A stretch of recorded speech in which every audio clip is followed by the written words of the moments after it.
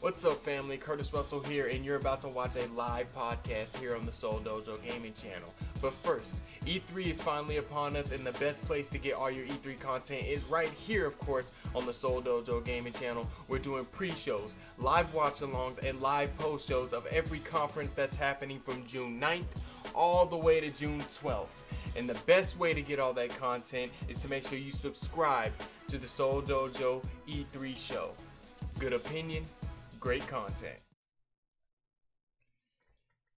Elder Scrolls 6. That is just... I mean, we knew we was getting it, but they announced it. Like, that was my prediction. That was my crazy prediction. Like, oh, they're going to say it. They're going to say it. I thought they were going to focus on Starfield, but they hit it back to back. Boom, boom. They said, screw it. Quit asking us about Elder Scrolls 6. Yes, we got it. We're going to show it to you. It's the smallest teaser. We don't even know where it is. It looked like, there was a lot of green in the trailer. So, I mean, all the people that are YouTubers of Elder Scrolls, you can start your guessing now. Elsewhere, the Black Marsh, places like that. Where is the Elder Scrolls 6 going to take place? They only said the Elder Scrolls 6. They did not tie it to the Elder Scrolls 6 blank. You know, they always say a name after. They did not tie it. They did not come out with that information because the game, it's looking like the game is still so far away. Starfield.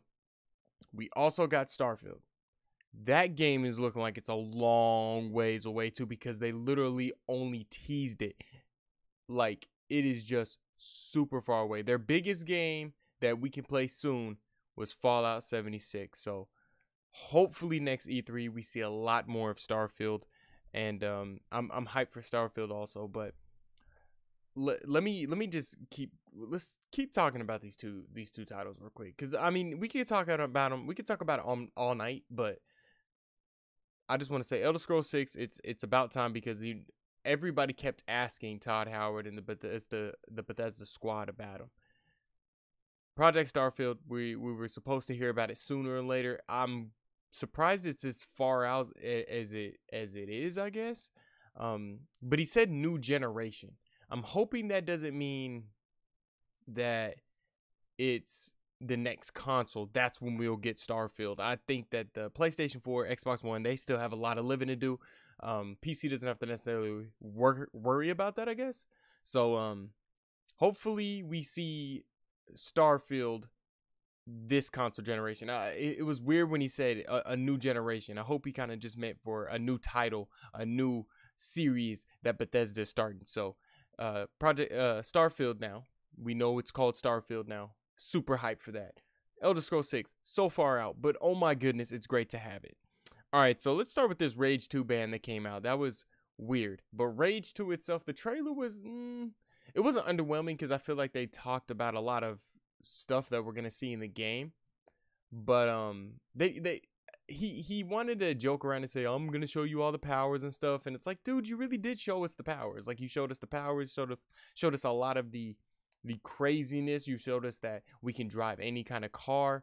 I guess the only thing I really wanted from that trailer, I guess I wanted to see like more of the crazy action-packed world that you get, and maybe some co-op stuff. But the single player focus was good for the trailer. Not my favorite trailer of E3, but it was okay at best. Elder Scrolls Legends came out and bored me to death. Elder Scrolls Online came out with some content. If you're an Elder Scrolls person, there you go. This is when the press conference was kind of weak at this point in the beginning. It didn't get good until Todd Howard came out there and started doing his thing. Quake Champions, little Quake Champions. If you're really into Quake, they came out, and what did they do? They said that they're still in beta or whatever, and you're gonna learn more about it at QuakeCon, and they're adding. God, I forgot. They said they're adding something to it. Prey DLC. For you guys that are still playing Prey 2, you're getting a new DLC, and you're getting a new multiplayer mode. It's called like whatever it's called mode. It's a mode where somebody hides and they're going to be like a piece of furniture or something. They hide from you. It's like a hide and go seek kind of thing. And I think it would be great for YouTube to get a hold of. We got the joke about Skyrim on Alexa. I kind of hope that's true, because Alexa can enable herself to tell stories and spew back at you. You can kind of do like a Dungeons and Dragons kind of thing, voice activated type stuff with Alexa. So I kind of hope that was true, but I think it was all in fun. I think it was really a joke. So Fallout 76. Let's talk about Fallout. So you are part of a group of people that were in Vault 76 when the bombs dropped. This is a prelude to the other Fallout games, and you come out during Reclamation Day, and from there you go out to the open world where you can team up with, well, I think in the trailer they show 4 people, so I'm thinking 4. That's co-op type stuff. And then they showed some PvP. Kind of gave me this battle royale kind of feel, but they showed some PvP stuff. I don't know how necessarily it's going to work. Is it only going to be like kind of like how GTA is like 30 people on a server? Because they said dozens. So they didn't say thousands, which I like on the online side. There isn't going to be thousands of people. There's going to be dozens, so maybe 20. A dozen is like 12. So it's going to be like 15, a few. We don't really know. We'll probably learn a little bit more about that, but in the trailer they showed 4 friends just hanging out. So I don't know if you can have 4 to a party. That'd be I mean, I can deal with that. I can totally deal with that. They showed something, I guess you can initiate a bomb on. I'm sorry guys if we're getting like a little bit of lag in here.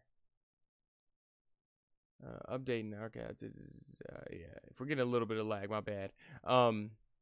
They said you can initiate a bomb on like a certain part of the world, like where a whole bunch of your enemies at. You don't know necessarily who you're hitting, or you can target somebody. Anyway, the bomb dropped and it destroyed like a good 15% of the world. Like, it was crazy when they showed that. Like I said, PvP and online. With that being said, they said it's going to come November 14th. This year, you can play Fallout 76 this year. So they gave you something really close, and then they gave us some stuff that was super far out, like Starfield and Elder Scrolls 6. But then they did announce the Fallout Shelter would be for Switch and PlayStation 4. Don't know why they left out Xbox One. I don't know if it's already on Xbox One. I'm not too sure. And we also got Elder Scrolls Blades, which kind of talks about the group called Blades that are in the Elder Scrolls. If you know Elder Scrolls lore, you know exactly who the Blades are. The fact they said free, and like they mentioned it on mobile, and they said they're gonna push it to Switch, PS4, all the other game consoles.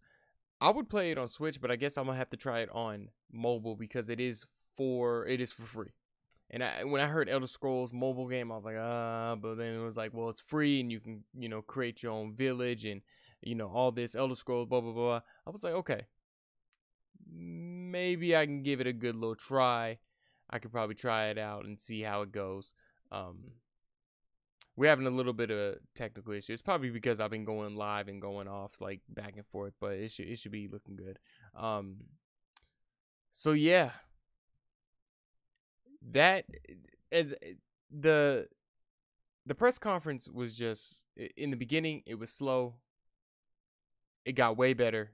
I feel a lot better. I'm happy I got to see Elder Scrolls 6. I'm very excited about Starfield. Those are probably the 2 biggest games that I wanted to see from this conference and probably from E3. So I'm hyped about that. I hope you guys is just as hyped as me. Get ready for day 3. We got Sony, we got Square, we got Ubisoft, Assassin's Creed, Spider-Man, and Kingdom Hearts. 3 good games for 3 of those conferences. Get ready, guys. We're going to be up tomorrow. I think it's going to start at 2:30. But it's going to be a late one tomorrow. Let me actually look that up for you guys. It's going to be a late one tomorrow.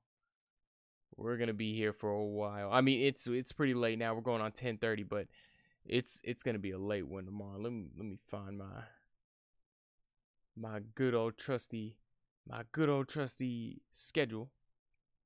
So yeah, man, we're gonna be up. Our first pre-show will be up at 10 a.m. So make sure you set your alarms. Then we'll have another pre-show for Ubisoft at 10:30. We'll have Sony's pre-show at 11 a.m. This is all Central Time, and then 8 a.m., 8:30 a.m., and then 9 a.m. for Pacific Time. We're gonna be Square's at 11:30.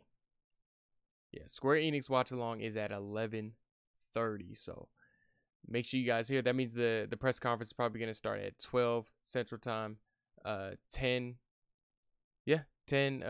Pacific Time. So make sure you guys are here, and we are gonna make it all happen, man. It's gonna be super awesome. And make sure you guys subscribe to the Seoul Dojo. You guys been amazing who's been watching on the streams. You guys are in the comments. You guys are in the chat. You guys are subscribing. We're almost at 80. I'm super excited. I'm super fortunate for you guys. You guys are making this E3 so much better and so much more appealing, so much more entertaining. Thank you so much, and I will see you guys tomorrow. All right? Peace.